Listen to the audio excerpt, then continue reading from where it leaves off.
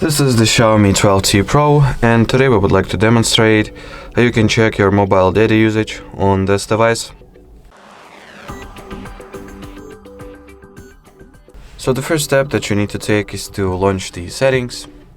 Then you gotta enter the connection and sharing category over here.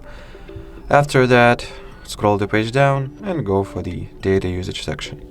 And in here you'll be able to see how much of the cellular data you have used, and the detailed breakdown on how much exactly each of the each app is responsible for using the cellular data.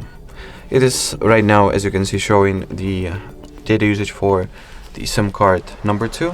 In order to change or see the data usage for other SIM card you have installed, just change the mobile data preference at the SIM cards and mobile networks category. So if I'll switch data SIM preference to be the SIM1, I'll also need to get back to the connection sharing category.